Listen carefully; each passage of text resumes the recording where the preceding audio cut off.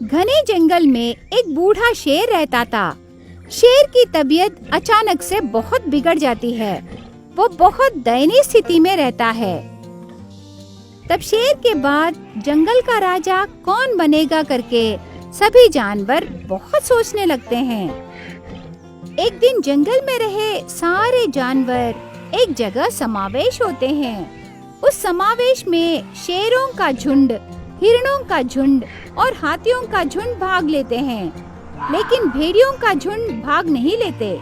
तब सभी जानवर भेड़ियों के लिए राह देखने लगे। कुछ समय बाद एक भेड़िया उस समावेश को आती है। तब शेर भेड़िए से, भेड़िया, तू अकेली आई? बाकी कहाँ हैं? वो क्यों आएंगे शेर? मरा हुआ जानवर रहने से वो दौड़ के आएंगे। भुक्कड़ जानवर है वो। लेकिन मैं जिम्मेदार जानवर हूँ, इसीलिए समावेश को आई। ठीक है, बहुत देर हो रही है, मेरी बात सब ध्यान से सुनो। शेर एक बड़े पत्थर पर चढ़कर उसके उपन्यास को शुरू करने लगा।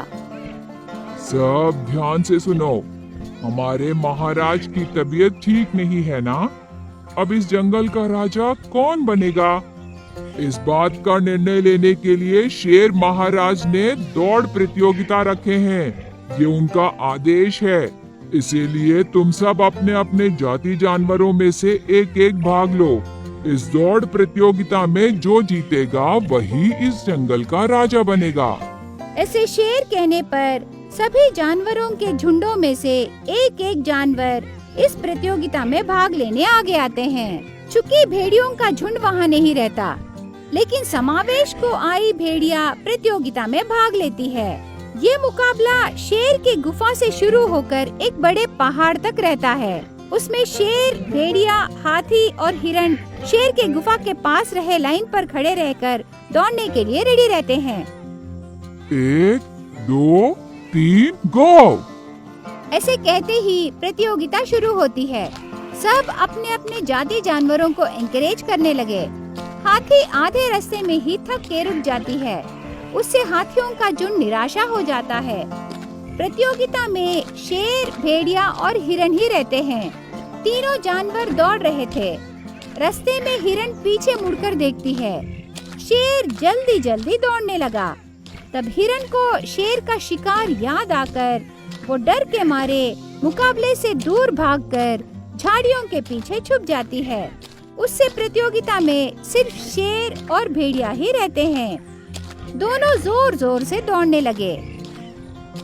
शेर और भेड़िया जल्दी जल्दी भागना दूर से भेड़ियों का झुंड देखता है।